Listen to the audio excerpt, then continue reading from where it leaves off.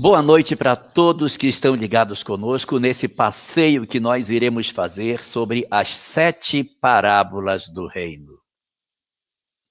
As 7 parábolas do reino são 7 parábolas que estão contidas no Evangelho de Mateus, no seu capítulo 13, e que tratam todas elas em sequência de um mesmo assunto: o reino dos céus. Isso é muito curioso porque quando Jesus esteve conosco, quando ele começou a sua vida pública, ele começa a partir de um sermão, o Sermão da Montanha. Na primeira fala do sermão, ele diz: bem-aventurados os pobres de espírito, porque deles é o reino dos céus. O curioso disso é que essa expressão, reino dos céus, ela não existia no Velho Testamento. Não é uma expressão que os judeus conhecessem anteriormente. Nós não temos essa conjunção, reino dos céus, antes do surgimento de Jesus. E quando ele começa a sua vida pública, ele vem falando, reino dos céus, mas ele não traz a explicação do que é isso. Ele diz apenas que bem-aventurados os pobres de espírito, porque deles é o reino dos céus. Parece ser alguma coisa muito boa, porque é um reino, deve ter um rei, mas não é um reino na terra, é um reino nos céus. Então, nesse momento, quando ele cria esse conceito de reino dos céus, abre-se uma série de dúvidas. O que seria isso? Como seria esse reino? Em que lugar dos céus ele ficaria? Como é que a gente pode interpretar essas falas de Jesus? E como nós sabemos, Jesus tinha por hábito utilizar de parábolas para trazer os seus ensinamentos. E ele faz isso com muita frequência. Ao todo, nos evangelhos, existem 40 parábolas.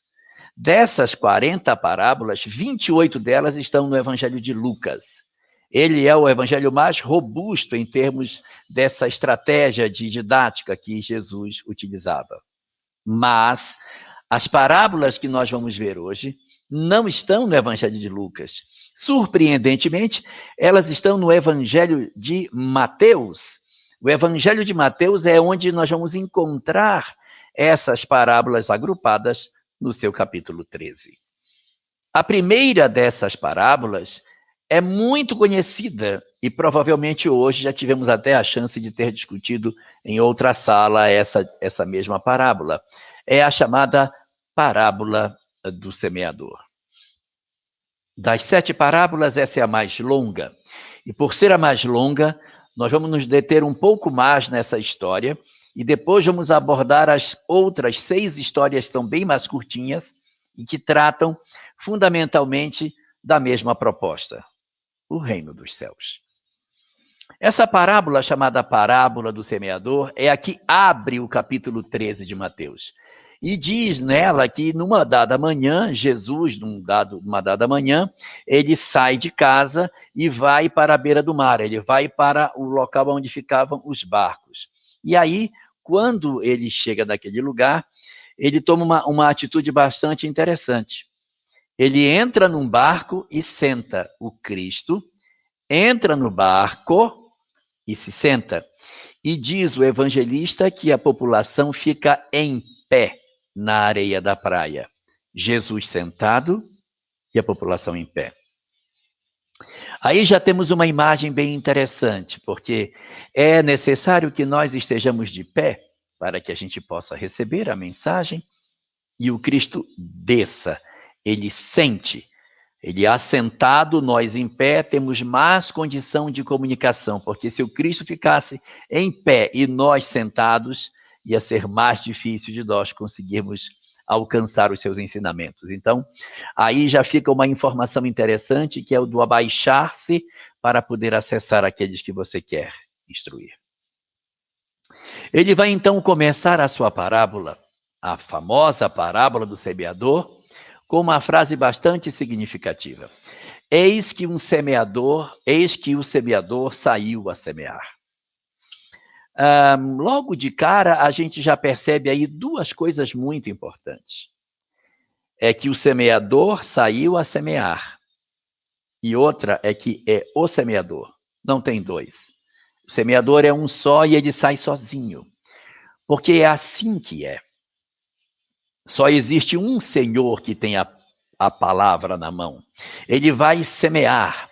O que é a semeadura? As sementes são as verdades espirituais. O semeador, só tem um semeador, é Deus, que vai espalhar as suas sementes para que as almas tenham acesso a ela. Então, eis que o semeador saiu a semear. Interessante observar já de cara nessa primeira parte da parábola que o semeador sai a semear. Aí a gente diz, puxa, mas se ele é semeador, tinha que sair a semear. Exato. Esse é o segundo ponto importante desse começo da história.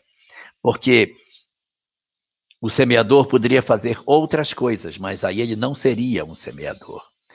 O verdadeiro semeador ocupa-se daquilo que ele tem para fazer. Uma vez, quando indagaram Sócrates sobre qual é o caminho para que o homem alcance a felicidade, e perguntaram se felicidade era ter ou não ter, ele disse não. Felicidade é ser. O que significa isso? É você assumir os papéis que a vida chama você a realizar. Se você é mãe, então seja. Se você é pai, então seja. Se você é professor, seja. Se você é filho, seja. Pergunte a si mesmo, quais são os papéis que eu desempenho na vida? E assim que a gente descobrir quais papéis nós desempenhamos, exerçamos esses papéis, porque isso é que garante ao espírito a felicidade. A condição de felicidade do espírito está fundamentalmente relacionada com a sua capacidade de fazer aquilo que a vida lhe chama para realizar. Se você tem uma determinada chamada da vida e você não ouve esse chamado, não realiza nessa direção, você fica com uma lacuna. Então, por exemplo, eu sou filho.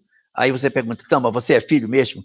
Você se ocupa com seus pais, você se preocupa com eles, você interage com ele, você possui uma interação efetiva com eles, então você é filho.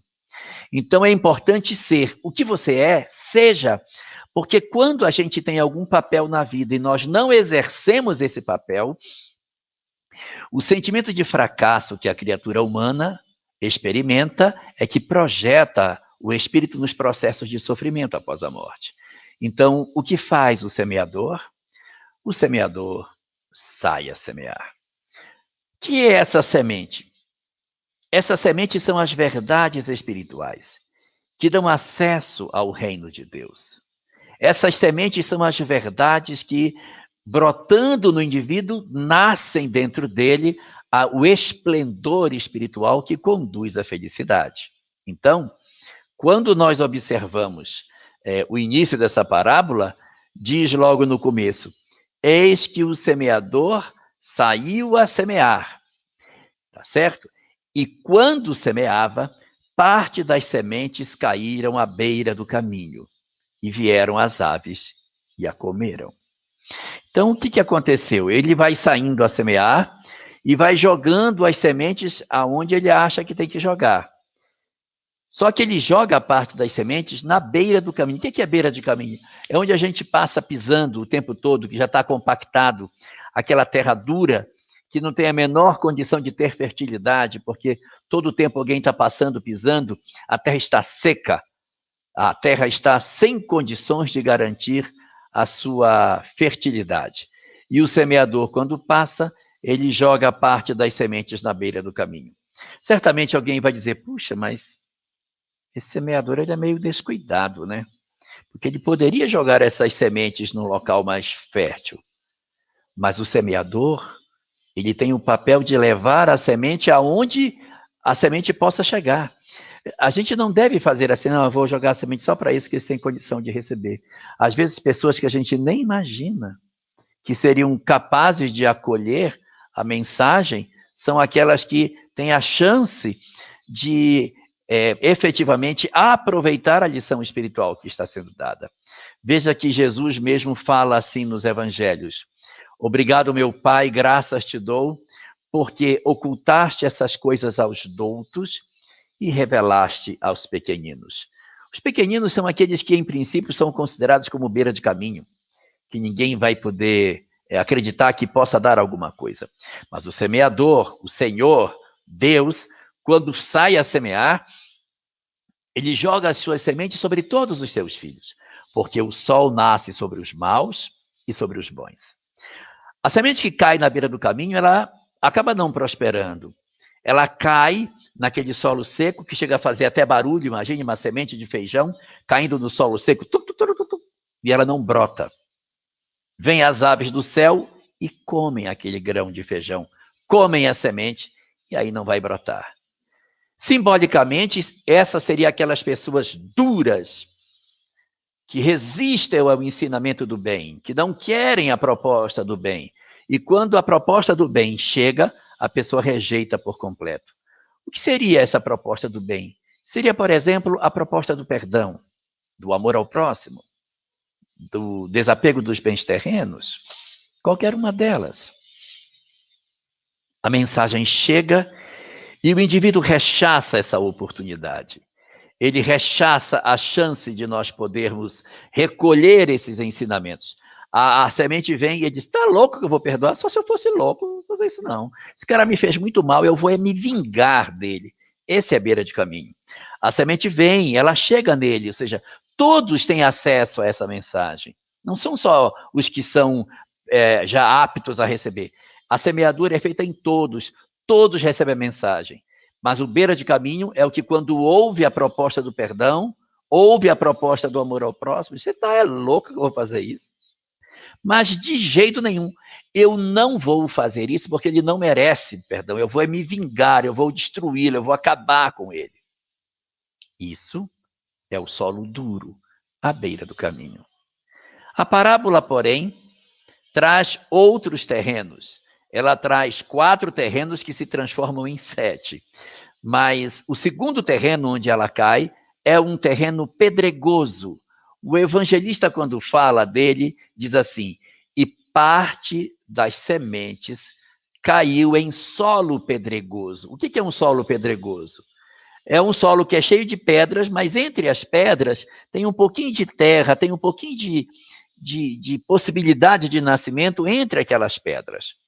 Então, quando a semente cai no solo pedregoso, o que vai acontecer? É diferente do primeiro. O primeiro era duro, era um solo completamente compactado, e a rejeição para essa semente foi tão forte que as aves do céu a comeram. Quando os discípulos indagam a Jesus sobre essa parábola, ele vai explicar essa parábola. Jesus não tinha por hábito explicar suas parábolas, mas esta e a parábola do joio e do trigo são as 2 únicas que Jesus explica. E ele vai dizer que o pássaro que come, ele representa como sendo o maligno, aquele que vem e rouba a semente. Quem seria o maligno? Qualquer espírito encarnado ou desencarnado que nos diz, é isso mesmo, tem nada que perdoar. Pode ser um parente, que a pessoa vem e diz, olha, perdoa fulano, e o parente diz, ele vai perdoar não. Aí ele rouba a semente. Pode ser um amigo que vem e nos diz, não, vamos por aqui, e nos rouba a semente. Mas pode ser um espírito desencarnado, pode ser um obsessor, pode ser uma entidade que se aproxime de nós e nos sugere a ideia para não receber aquela semente. Então, a semente caiu em nós, mas o maligno veio, vapt, roubou a semente antes que ela pudesse ter a mínima chance de sobreviver.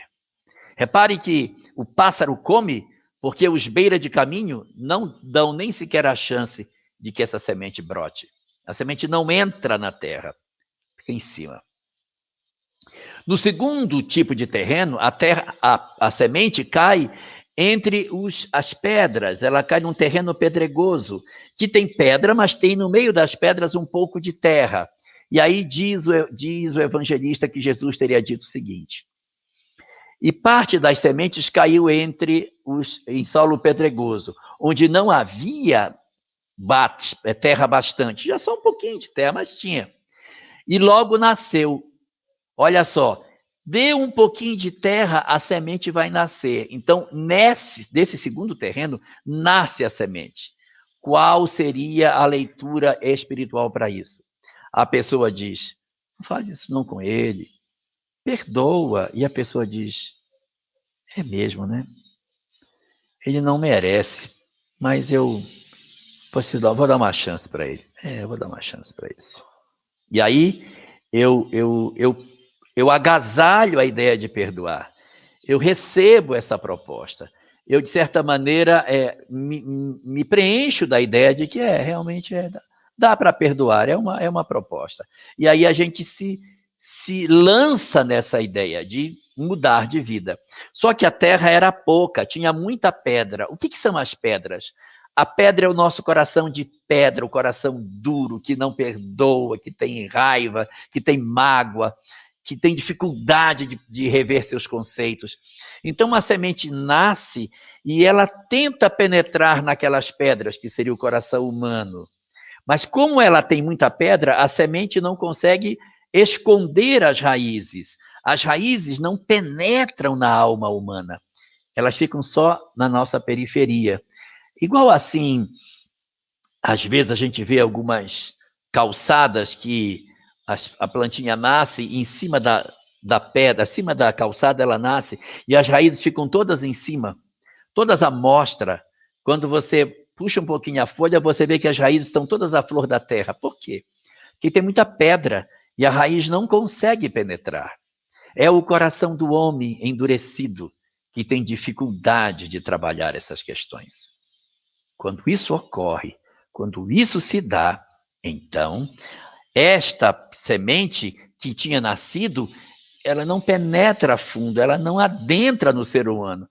Nasce, mas não aprofunda. Aí diz o evangelista na sequência do texto, mas vindo o sol, queimou-a e ela secou e não cresceu porque não tinha raiz. Olha o que acontece com a segunda semente. Ela tinha chance de crescer, ela nasceu, mas as pedras eram tão grandes que as raízes não conseguiam entrar. Ficou a flor da terra, veio o sol, queimou a raiz e a planta morreu. Quem é o sol? O próprio Cristo, quando analisa essa parábola, diz que o sol é o calor do sofrimento, é a queimadura da dor, a experimentação da prova. Então, muitos de nós passaremos por isso. Quando a boa nova nos for plantada e ela nascer em nós vamos ser defrontados com o sofrimento, com a dor, para testar a nossa perseverança no bem. Para que a nossa semente sobreviva, ela precisa estar com as raízes escondidas do sol. Ela precisa estar com as raízes ocultas na terra. A terra não pode ser muito pedregosa, porque senão ela não vai sobreviver diante da prova, do sofrimento, das dificuldades da vida, que é o que acontece com essa semente. Isso na prática seria assim. Eu digo, eu vou perdoar fulano, realmente ele merece. Mas aí vem o sofrimento. A pessoa que eu quero perdoar apronta outra, ela faz mais uma. E eu que estava disposto a perdoar, quer saber, não vou perdoar mais nada. E aí a semente morre. Ela estava brotando, mas o meu coração está muito duro, não consegue aproveitar efetivamente a lição e, portanto, o segundo terreno também vai experimentar a morte da semente. A semente do bem, que seria plantada em nós, não conseguiu sucesso da segunda vez. Na primeira, a semente nem entrou na terra. Na segunda, a semente até que entrou, mas entrou pouco, porque era muita pedra, e ela morre com as queimaduras do sol. Terceiro terreno. O terceiro terreno é um terreno bem interessante. Olha só, diz Jesus sobre o terceiro terreno. E outra parte das sementes caiu entre os espinhos. Os espinhos cresceram e sufocaram-na. Olha que curioso.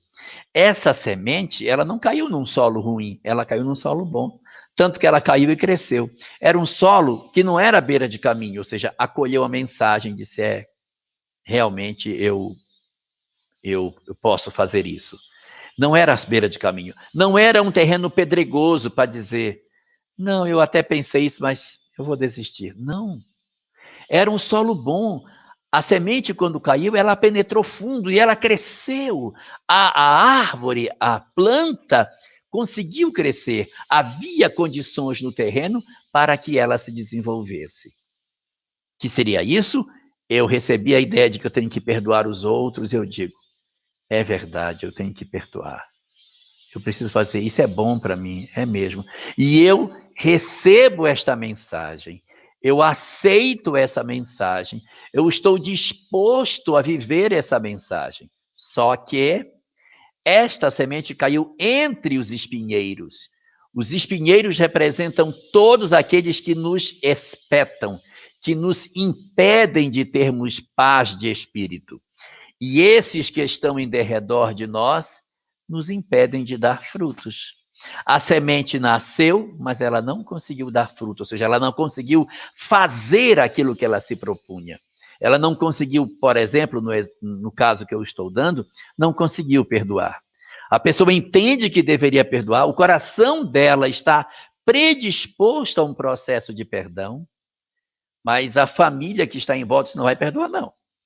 E não deixa, às vezes, por exemplo, você tem um relacionamento que se desfez, e a família cerca a pessoa e diz, não, ela não se aproxima mais de você, você pode ir embora. Então, a pessoa até às vezes quer se reconciliar, mas o espinheiro que está em volta não deixa que isso aconteça, impede que ela frutifique, impede que o perdão efetivamente consiga ser oferecido. Essa semente caiu e entrou na terra, ela foi para dentro da terra, ela conseguiu crescer, mas ela não consegue de jeito nenhum dar nenhum fruto. Essa é a semente que caiu nos espinheiros, o terceiro terreno. Aí temos o quarto terreno. Esse quarto e último terreno, ele na verdade se desdobra em 3. Então a gente tem o último terreno apresentando 3 faces diferentes. Então nós vamos ter aí, na apresentação, 7 ideias diferentes. A beira do caminho, terreno pedregoso, o terreno com espinheiro e o que a gente vai ver agora, a chamada terra boa.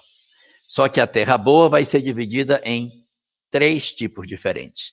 Vamos ver o que fala o Evangelho? Disse assim Jesus, e outra parte das sementes caiu em terra boa. Opa, terra boa é o quê? Não é beira de caminho, não é pedregoso, ou seja, o coração não é duro, não está cercada de espinheiros, mas ela vai cair, vai entrar na terra e vai poder frutificar. E diz a parábola uma coisa bem curiosa. Um produziu a 100 por 1, outro a 60 por 1 e outro a 30 por 1. O que seria isso, meu Deus? Um está a 30, um a 60 e outro a 100. Um está a 30%, a 60% e a 100%. Isso dá a entender para a gente que deve existir 3 coisas, né? Quando você faz uma coisa, você fica a 30%. Quando dessas 3 coisas você faz 2, você está a 60%. E se dessas 3 coisas você faz as 3, você está a 100%.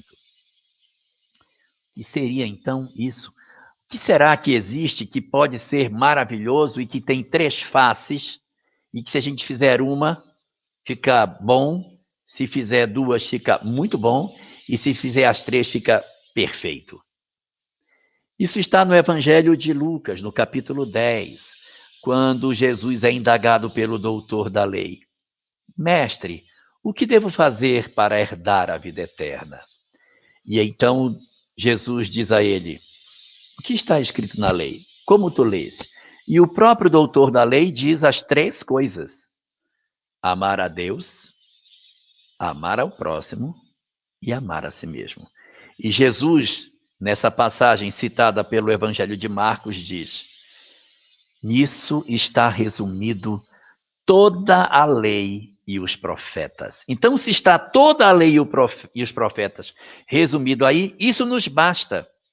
Então, se nós fôssemos alguém que fizéssemos o amor a Deus, o amor ao próximo e o amor a nós mesmos, nós fecharemos essa trinca certinho.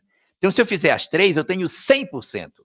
Se eu amasse a Deus, e amar a Deus não é ficar de joelhos num templo. Amar a Deus é amar a natureza, cuidar dos animais, ter preocupação com o meio ambiente, ser uma pessoa que busca a espiritualidade, que busca uma conexão com Deus, até mesmo independente de religião, mas que não perde a conexão com o divino, a reverência ao sagrado. Esse que faz isso, efetivamente, está no processo de conexão com o Criador. Está no veio do chamado amor a Deus. O amor ao próximo, bem representado pela ideia da caridade, é outro elemento importantíssimo, que é a relação com o outro. Como é que eu posso me desenvolver espiritualmente se eu sou frio, indiferente com os outros? Se eu não me presto ao trabalho de me preocupar com o meu semelhante? Então eu preciso ter um olhar para o outro, para que eu consiga dizer que eu sou alguém que, de alguma forma, tenho essa sensibilidade em mim, o olhar para o outro. Mas, fundamentalmente, é necessário não esquecer que a gente tem que amar a si mesmo. Amar a si mesmo não é ser apaixonado por nós na condição do orgulho, da vaidade. Amar a nós mesmos é a capacidade de nós termos o dom de descobrir o que nós somos. Porque enquanto eu não sei o que eu sou, eu não consigo me amar. Mas quando eu descubro o que eu sou, quando eu descubro que eu sou uma alma imortal a caminho da perfeição e da felicidade, que estou encarnado, estou agora vestindo um corpo de carne, mas que, na verdade, isso não é a minha expressão verdadeira, quando eu descubro que eu sou imortal, que eu estou aqui para crescer, eu olho para mim e digo, meu Deus, eu sou uma coisa extraordinária, eu tenho uma potencialidade enorme, existe uma aposta gigantesca no meu sucesso espiritual. E daí eu passo a cuidar de mim, a me amar não como pessoa, a me amar como espírito, dizer assim, eu quero a felicidade para mim. Então eu não quero o que é o erro, eu quero ser feliz como espírito, porque agora eu sei o que eu sou. Como eu sei que eu sou espírito, eu quero a felicidade espiritual. E ao fazer isso, então, eu consigo a plenitude da minha conexão com Deus. Desabrocham as minhas sementes que frutificam a 100 por 1, a 60 por 1 e a 30 por 1. Bota uma semente, ela produz 30, ou seja, ela produziu 30% do que poderia. Ou ela só ama a Deus, mas não ama o próximo e também não ama a si mesmo. Ou ela só ama o próximo, mas não tem conexão com Deus e ainda não descobriu o que ela é. Ou ela está só mergulhada na busca de si mesmo, esqueceu o próximo, não tem conexão com Deus. Vamos produzir a 60% quando nós amamos a Deus e amamos o próximo, mas ainda não conseguimos vencer as nossas imperfeições e ainda não conseguimos amar a nós próprios. Ou quando a gente ama a Deus e faz um trabalho interior muito bonito de transformação, mas ainda não cuida dos outros. Estamos muito focados na nossa própria felicidade e nos isolamos das pessoas em nosso redor.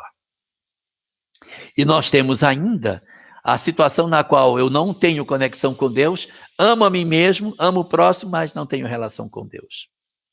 Agora, quando eu tiver a plenitude do amor por Deus e pela criação, uma preocupação muito importante com o próximo, sempre preocupado com ele e preocupado em transformar a mim mesmo, aí eu estou enquadrado no texto O Homem de Bem, do Evangelho segundo o Espiritismo, no capítulo 17, que traça ali uma série de características que define o homem que ama a Deus, que ama o próximo e que ama a si mesmo. Esta é a primeira das parábolas do reino, que abre o capítulo. Ela é a maior e, portanto, permite que se faça mais ilações sobre ela. Quando Jesus termina essa parábola, os discípulos vão conversar com ele e ele vai, então, explicar essa parábola.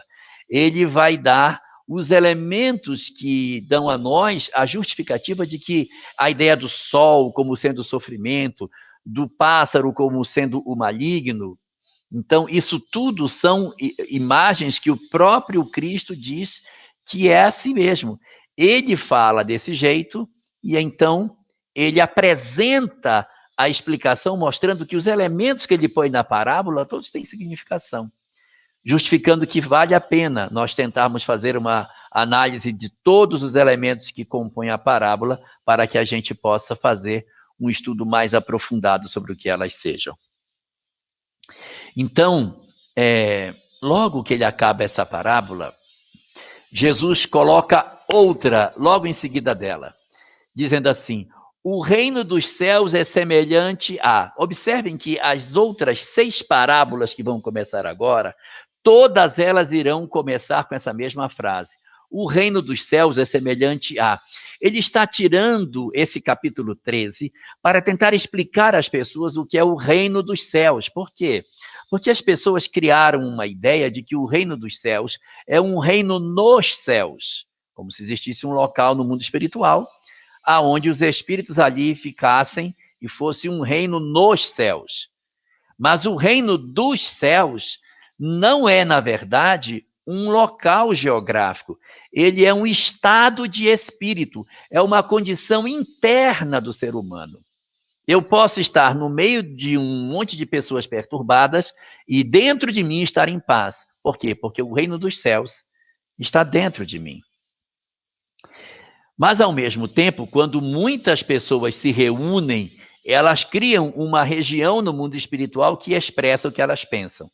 Muita gente sofredora junto gera o umbral. Muita gente com ódio junto gera as trevas. Muita gente pensando no bem junto gera as regiões de luz. É verdade, existem regiões no mundo espiritual que são regiões físicas, do ponto de vista de serem externas ao homem, aonde nós encontramos espíritos afins. Só que isso não foi criado por Deus. Isso é uma consequência natural do aproximar dos homens assemelhados que geram essa característica. Então, esta chamada, este conceito, o reino dos céus, ele no fundo, está dentro de nós. Mas quando muitas pessoas que têm o reino dos céus dentro de si se reúnem, gera-se um reino dos céus fora de nós. Isso é o que o Espiritismo nos apresenta. Só que Jesus, para poder explicar isso para os homens de sua época, acaba se utilizando de outras 6 parábolas para tentar falar dessa semente, dessa verdade que precisa brotar e nascer no ser humano para apresentar a ideia do reino dos céus. E ele, então, vai começar com uma parábola muito interessante, a parábola do joio e do trigo. Diz Jesus, o reino dos céus é semelhante ao homem que semeia a boa semente no seu campo. Ele pegou uma semente boa e colocou no seu campo. Mas dormindo os homens, os que tinham trabalhado, veio o seu inimigo e semeou o joio no meio do trigo. O que é o joio? O joio é uma planta que, quando ela cresce, ela também dá uma espécie de vagem muito semelhante ao trigo. Quando você olha assim, você não sabe se é trigo ou se é joio. Elas são muito parecidas. A diferença é que se você pegar o trigo, aquele braço do trigo e esfregar na mão, quando sai toda a palha, ficam os grãozinhos de trigo na sua mão. Sobra os grãozinhos de trigo. Se você esfregar o joio, que é igualzinho ao trigo, você esfrega, quando acaba, não sobra nada. Ou seja, o joio não tem fruto, não gera nada. Ele é só uma palha pela palha. Então, o inimigo vem e semeou o joio no meio do trigo. Semeou o joio no meio do trigo e foi embora. Quando a erva cresceu, no caso, o trigo e o joio, frutificou e apareceu o joio também. Os servos do pai de família, indo ter com ele, disseram, Senhor, não semeaste tu no teu campo boa semente? Por que então tem joio? E um deles disse, um inimigo é quem fez isso. E os servos lhe disseram, queres que vamos lá arrancá-lo? Só que quando você arranca o joio, corre o risco de arrancar o trigo também.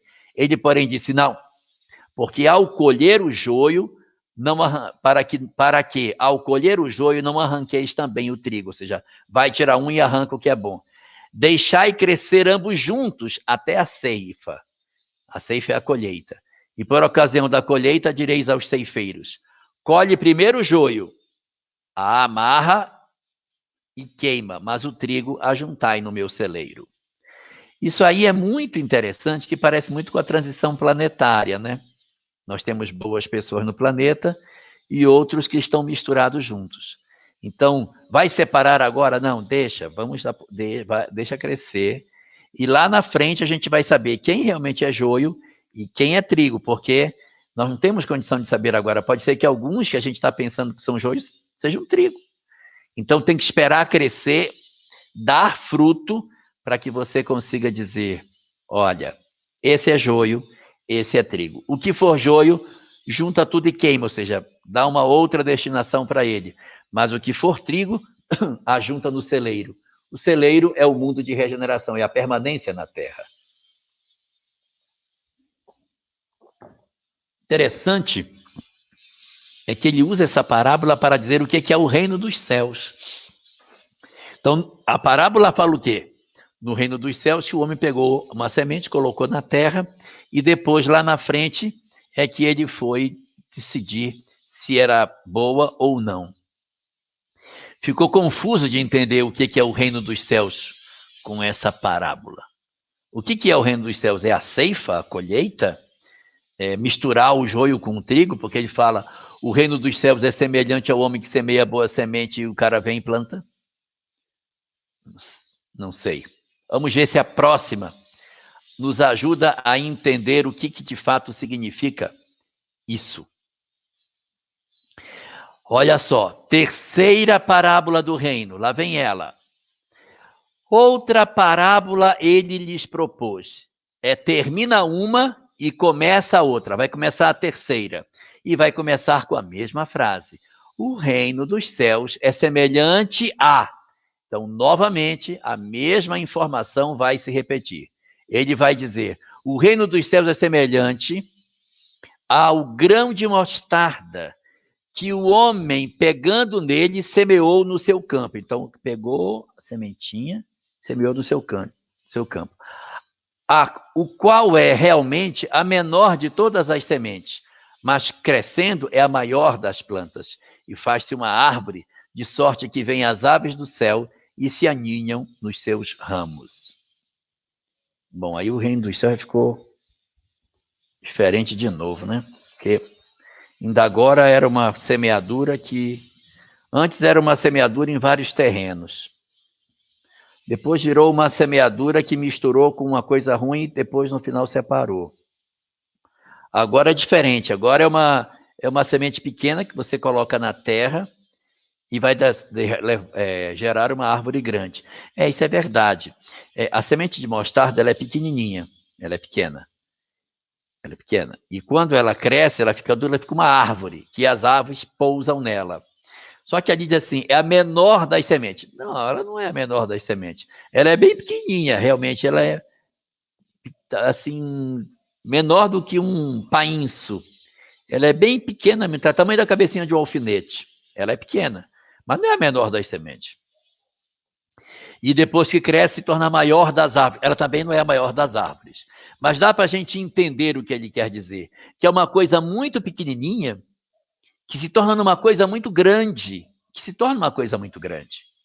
Então, o reino dos céus já está pegando um outro contorno agora, de uma coisa pequena que quando planta, cresce, fica grande. Então, talvez ele esteja querendo dizer que o reino dos céus é uma coisa pequenininha, é uma mudança pequena que a gente faz, uma pequenina semente que nasce, mas que vai se desenvolvendo em nós, que a gente vai crescendo, vai se robustecendo, vai criando cada vez mais força e se torna uma árvore frondosa, onde as aves podem vir se aninhar. Então, ele querendo mostrar que nasce pequena a transformação do homem. E aí o reino dos céus é aquele plantar da semente que vai crescer, vai ficar uma coisa grande. Só que aí pegou um outro contexto, né? A história ficou agora um pouco diferente, não é parecida à outra. Vamos ver se na próxima parábola a gente consegue tirar algum ensinamento mais que ajude a gente a entender o que é reino dos céus, porque ainda está confuso. Vamos ver o próximo. O próximo, outra parábola lhes disse. Então, ele termina uma, começa a outra. A quarta parábola. O reino dos céus é semelhante ao fermento que uma mulher toma e coloca em 3 medidas de farinha. A mulher pega o fermento e põe dentro das 3 medidas de farinha, até que tudo esteja levedado. Então, ele pega um pouquinho de fermento, põe esse pouquinho de fermento dentro da massa e leveda a massa toda. Aí aparece uma coisa interessante, que é semelhante à parábola anterior. uma coisa pequenina que tem um efeito no todo, porque o fermento é muito isso, né? Você tem uma massa que é bem grande, você põe um pouquinho de fermento e um pouquinho é suficiente para levedar a massa inteira. Então, aí ele está querendo novamente dizer, pequenina mudança, pequenina semente de mostarda, pequenina quantidade de semente, colocada dentro da massa ou colocada dentro da terra, vai gerar uma árvore frondosa ou vai poder levedar a massa toda. Querendo dizer que isso, pequeninas mudanças, vão se desenvolver dentro de nós com o tempo, atingindo o todo. Então, a gente não deve esperar por transformações extraordinárias, por coisas maravilhosas. É pequeno. Agora começou a fazer sentido a parábola do joio e do trigo. Porque ele disse, deixa junto para colher depois. Por quê? Porque você não toma a decisão precipitada. Deixa a semente crescer. Deixa ela prosperar. Deixa o tempo passar. É preciso dar tempo para que a semente cresça. É preciso dar tempo para que a semente de mostarda se desenvolva. É preciso dar tempo para que o fermento levede a massa toda. Não temos que ter ansiedade nesse processo de transformação espiritual. Não temos que ter essa angústia desesperada para mudar rapidamente. Nós temos que aceitar que o processo de transformação é lento. É isso que essas parábolas estão dizendo. Nós somos beira de caminho, nós somos pedregal, nós somos com espinheiro, somos terra boa com 30, 60, 100 por um. Quer dizer, nós somos terrenos diferentes. A semente colocada, ela pode se misturar com as outras, mas tem que esperar para poder desenvolver. Assim como a semente de mostarda colocada, tem que esperar para deixar desenvolver. Assim como o fermento é pouquinho, mas tem que esperar para ele atuar na massa toda. Então, você vai esperar o desenvolvimento do reino no tempo. Não faça, não tenha a crença de que as mudanças são bruscas. As mudanças são devagar. As mudanças são lentas. Vamos para frente ver se a gente consegue entender mais o que ele quer dizer desse reino dos céus, porque ainda está difícil de compreender isso. Vamos para a próxima. Depois dessa parábola, ele vai falar, depois da parábola do fermento, ele vem falar da parábola da pérola de grande valor. Na parábola da pérola de grande valor, que segue a sequência do texto, Jesus inicia do mesmo jeito. O reino dos céus é semelhante a, aí começa a parábola, a um mercador, comerciante de pérolas, que comerciando, vendendo suas coisas, encontra uma pérola de grande valor.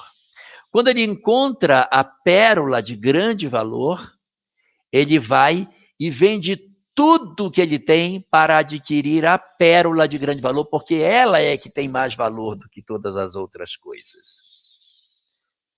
Opa, deu uma mudança aí, né? No sentido do que é o reino dos céus. Até ainda agora, o reino dos céus estava indo para um negócio que era pequeno e que se desenvolvia. Era pequeno e crescia, tinha que esperar pelo tempo. Agora entrou uma parábola diferente, falando também do reino dos céus, mas com outro conceito. O conceito agora é de uma pérola de grande valor, que tendo ela sido encontrada, você vende tudo que tem para ter aquela pérola. Observemos nós que Jesus vai girando pela sua didática os diversos tipos de pessoas que o ouviam. Ele começa falando de semente. Ele faz 3 parábolas seguidas de semente, porque as pessoas que o ouviam trabalhavam no campo, semeando. Então, ele fala a semente que caiu à beira do caminho, a parábola do semeador. Depois ele conta a parábola do joio e do trigo, falando de novo de semente. Depois ele conta a parábola do grão de mostarda, que também é semente. São 3 parábolas falando só de semente. Aí ele muda o contexto, ele vai para um outro tipo de personagem. A parábola do fermento. Na parábola do fermento já não são mais homens, agora ele está falando de mulher. quando começa assim: o reino dos céus é semelhante a uma mulher que preparando a sua massa, pega uma medida de fermento e coloca na massa. Então aí ele está atingindo um outro público, que não são mais os homens que trabalham na terra. Ele está falando agora para as mulheres que ouviam, para que elas entendam o que é o reino dos céus. Uma coisa pequena que, colocando dentro, vai desenvolver-se e vai afetar o todo. Só que agora, nessa outra parábola, nessa quinta parábola que o Cristo está falando, a pérola de grande valor não tem mais a história do tempo. Não é mais tempo. Agora é a preciosidade do conhecimento, o valor desse ensinamento, a grandeza daquilo que você está encontrando. A pérola de grande valor significa o que eu encontrei é o tesouro mais precioso que eu tenho. Ele vale mais do que tudo.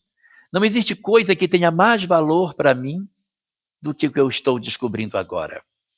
Imagine, por exemplo, uma pessoa que durante a vida inteira achou que riqueza na terra era bens terrestres, casa, carro, luxo, dinheiro, viagens, posses, bens materiais, fazenda, helicóptero, e deixava de lado todas as outras coisas. Não tratava bem as pessoas, não cuidou da família, não se relacionou bem com os outros.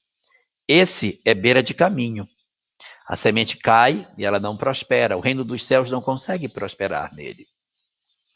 Então ele acha que isso é o que tem de mais valor. Aí, de repente, essa pessoa sofre algum problema qualquer, não sei qual, e ela perde tudo que ela tem. Ela precisa de pessoas. E ela vai descobrir que seus familiares, que ele tanto rejeitou, lhe cuidam, lhe protegem, lhe atendem, fazem tudo que ele precisa.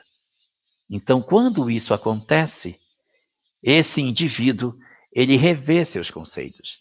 E ele diz: nossa, eu pensei que o que tinha valor na vida eram os bens materiais. Mas agora eu percebi que não é nada disso. O valor nosso na vida não vem dos bens materiais, vem dos bens espirituais, daquilo que o dinheiro não compra. Então ele descobre que tudo que ele tinha não tinha valor. A coisa que tem valor é o sentimento, é o que está dentro de nós. É essa descoberta do amor, do perdão, da prática do bem, que é o reino dos céus. Então, quando ele descobre que isso é a verdade, ele abandona tudo que tem e vai ao encontro disso que é o tesouro. O tesouro que não é material, é um tesouro que ninguém pode pegar.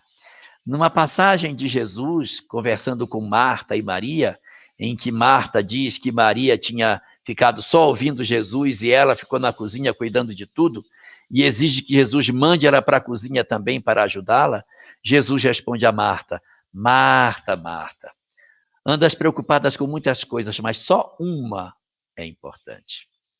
Andas preocupadas com muitas coisas, mas só uma é importante: o reino dos céus. Maria escolheu a melhor parte, a qual não lhe será tirada. Eu, quando conheci essa fala na minha adolescência, achava isso super injusto. Porque, poxa, Jesus poderia muito bem ter dito: tá certo, Maria, vai ajudar a sua irmã, deixa isso aí, vai ajudar a sua irmã. Mas ele não faz isso. E ele já diz assim: Maria escolheu a melhor parte, a qual não lhe será tirada. Eu achava isso uma injustiça danada. É igual você comprar 2 carrinhos para 2 filhos seus. Um carrinho com controle remoto, com todos os recursos, e outro um carrinho de plástico da roda dura. Você dá um carrinho para um filho e dá o outro carro para o outro. Aí o que está com a rodinha dura vem e diz assim: pai, pede para o fulano me dar um pouco desse outro carrinho para eu brincar, porque eu só estou brincando com esse. Aí eu digo: meu filho, seu irmão escolheu a melhor parte, a qual não lhe será tirada. Aí, puxa, tem que tirar para dividir. Não conseguia entender. Mas aí, pegando uma outra tradução do mesmo texto, em Esperanto, a tradução diz assim: Maria escolheu a melhor parte, a qual não poderá ser tirada, não dá para tirar dela, não é que não se deva tirar, a qual não é possível tirar dela. Qual foi a parte que ela escolheu? A parte da iluminação interior. Não tem como tirar. Uma vez iluminado o indivíduo, não tem mais como a pessoa retirar essa iluminação. Então, na parábola da chamada pérola de grande valor, o que a gente vai encontrar? Nós vamos encontrar uma nova informação que diz respeito a uma riqueza que é maior do que tudo que se poderia esperar. E aí, novamente, ele remete à ideia de que isso vale mais do que qualquer outra coisa. Vamos para a penúltima das parábolas do reino. Ela vai começar do mesmo jeito. Ela também inicia com a mesma frase. O reino dos céus é semelhante a... E aí começa a história. De novo, o reino dos céus é semelhante. Vamos ver se essa história aqui é semelhante, se ela parece com as primeiras ou se parece com essa última, porque essa última é diferente. Ela fala do valor dessa mensagem, mas não fala de tempo para que ela se desenvolva em nós. A penúltima das parábolas diz assim: o reino dos céus é semelhante a um homem que, cavando um terreno, encontrou um tesouro de grande valor. Quando ele encontra esse tesouro, ele vai, vende tudo que tem para ficar com aquele local onde tinha o tesouro que ele havia encontrado. Novamente, uma história que não parece com as últimas, mas parece com a da pérola, porque é alguém que encontrou enterrado, né, um tesouro, e esse tesouro é mais valioso do que tudo, então ele vai abandonar todos os outros valores que ele tem para ficar com esse que é mais importante. Seria a mesma interpretação da pérola, só que falando agora para outras pessoas. Não mais para mercadores de pedras, mas para pessoas que têm moedas, pessoas que gostam de ter moedas, os que lidam com tesouros em casa. Então, para esses, a ideia seria, olha, você encontra um tesouro, tudo que você tinha não tem mais tanto valor, porque você substitui tudo que você tem por esse tesouro. É uma história parecida com a última, mas diferente das que estavam para trás. Mas está dando para a gente fazer mais ou menos um desenho da ideia do que é o reino dos céus. Vamos ver se a última nos ajuda. A última das parábolas é a parábola das redes. Nessa parábola da rede, diz assim: o reino dos céus é semelhante a... Novamente, o reino dos céus é semelhante. E aí, semelhante a quê? É semelhante a um pescador que ele joga a rede dentro do mar. E aí ele puxa a rede de dentro do mar e traz a rede cheia de peixes. Peixes bons e peixes ruins. Então ele leva os peixes até a margem e ali, abrindo a rede, ele separa os bons dos ruins, devolvendo os ruins para o mar e ficando apenas com os peixes bons. Essa parece com a parábola do joio e do trigo.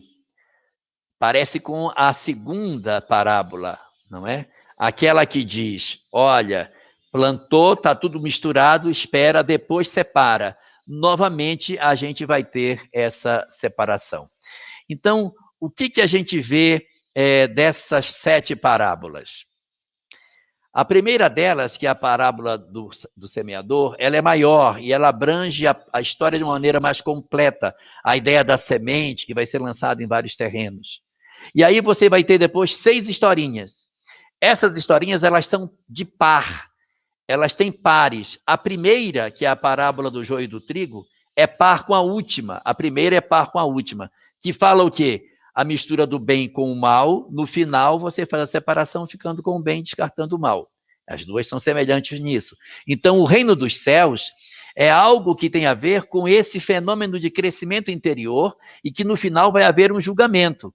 Transição planetária está aí, tá? Então, o reino dos céus é uma coisa que tem a ver com um negócio que vai ter um julgamento no final. Então, a gente vai ter separação do joio e do trigo ou a separação dos peixes na parábola das redes. Outro par, a parábola que a gente tem depois, que é a parábola do fermento, e a parábola do grão de mostarda, as duas são a mesma coisa. Uma coisinha pequenininha, que depois, com o tempo, se torna uma coisa grande, levando cada um de nós a uma reflexão diferente sobre o reino dos céus. Está mostrando uma outra face dele. a face de que o reino dos céus se desenvolve com o tempo. A primeira face é que ele diz respeito a um fenômeno de crescimento e que depois vai haver uma separação. A segunda face é que essas duas parábolas dizem que começa miudinho, vai crescer e se desenvolver, e no futuro você terá uma coisa robusta, grande, por aquilo que era pequenino e que você nem acreditava e que se desenvolveu. Assim são as nossas virtudes. No capítulo 1 do livro Jesus e a Atualidade, de Joana de Ângeles, ela diz exatamente isso. Ela fala que nós temos uma série de imperfeições, mas que quando o homem toma a decisão de fazer o bem, o prazer que ele sente quando faz o bem, leva ele a uma emoção que ele não conhecia antes. E essa emoção de fazer o bem estimula para que ele vá atrás de novas emoções, e atrás de conquista em conquista, ele sem se dar conta, ele vai atrás de novos desafios e novos, e vai se desenvolvendo e vai ganhando as virtudes que ele ainda não tinha. Portanto, a partir do momento em que esses fenômenos eles se desenvolvem, nós vamos perceber nas nossas vidas o crescimento e o fortalecimento das nossas verdades espirituais. E o terceiro par que nós temos é a parábola do tesouro escondido e a parábola da pérola de grande valor. As duas contam a mesma coisa.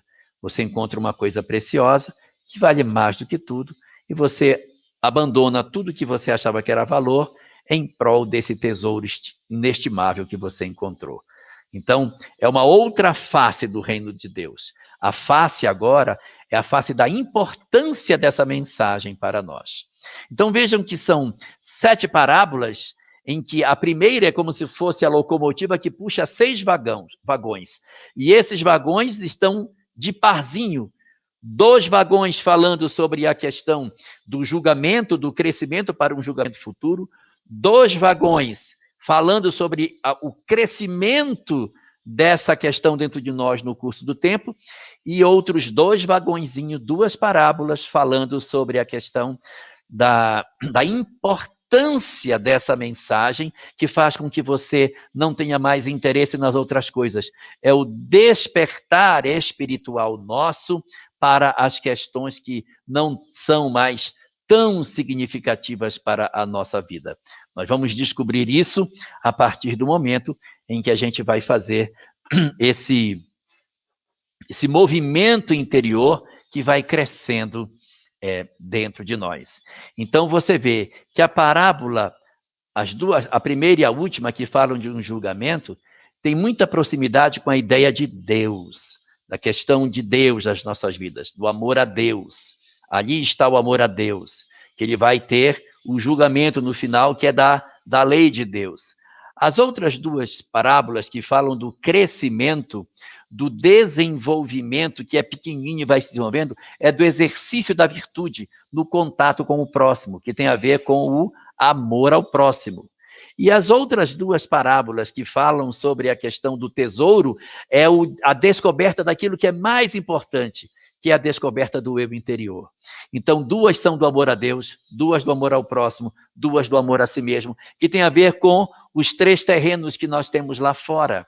Os terrenos que estão a 30%, a 60% e a 100%, que é amar a Deus, amar ao próximo e amar a si mesmo. É majestoso a gente poder ver a forma como essas parábolas do reino, elas se encadeiam. Mas há uma mensagem cifrada oculta, que muitas vezes a gente lê essas parábolas, lê e diz, mas o que Jesus queria dizer com isso? O que ele quis falar? Porque são histórias tão distintas, e ele vai falando, é o reino dos céus, é o reino dos céus, e são coisas tão diferentes. Qual é o fio condutor que conecta todas elas, como se elas fossem uma coisa só? Qual é? Existe um fio condutor que nós precisamos de muitos anos para poder descobrir. 2000 anos depois, debruçados sobre os textos, foi possível perceber coisas que a gente não tinha ainda tido a chance de perceber. A primeira das parábolas fala do quê? Fala de uma semente que foi colocada na terra. no pedregal, na terra com espinheiros, na beira do caminho, mas é uma semente que é colocada dentro da terra. Na parábola do joio e do trigo, a semente do trigo foi colocada onde? A semente do trigo foi colocada dentro da terra, ela foi plantada e depois o inimigo veio e plantou o joio. Na parábola seguinte, que é a parábola do grão de mostarda, é a parábola que diz que o grão de mostarda posto na terra, ele vai se desenvolver e vai tornar-se uma árvore grande. Na quarta parábola, que é a parábola do fermento, o fermento é posto onde? Dentro da massa. Você vai e coloca o fermento dentro da massa e a massa leveda. Na quinta parábola, que é a parábola da pérola de grande valor, nessa parábola, a pérola fica onde? Onde você encontra a pérola? Dentro da ostra. Ela estava dentro da ostra e ele achou a pérola dentro da ostra. O tesouro estava oculto onde? Dentro do campo, enterrado no campo. E quando você vai para a parábola das redes, os peixes foram tirados de onde? De dentro do mar. Então a mensagem cifrada que nós encontramos nessa fala do Cristo é que o reino dos céus, ele está dentro, dentro, dentro, dentro, dentro, dentro e dentro. O reino dos céus está dentro de vós. Não é um lugar fora, é uma instância interior de sentimento. É um espaço na intimidade do nosso ser, aonde essa mensagem vive. Não é um lugar geográfico, é uma instância do nosso eu interior. É um espaço na intimidade do ser que nós conquistamos quando nós descobrimos uma mensagem extremamente valiosa, que se desenvolve com o tempo e que, no final das nossas histórias na Terra, nós teremos que dar conta disso para saber se nós aproveitamos a lição para ficarmos entre o joio ou entre os peixes bons, ou se vamos ficar entre vamos ficar entre o trigo e o peixe bom, ou se vamos ficar entre o joio e o peixe ruim que foi devolvido para o mar. Reflitamos sobre isso e que Deus abençoe as nossas vidas.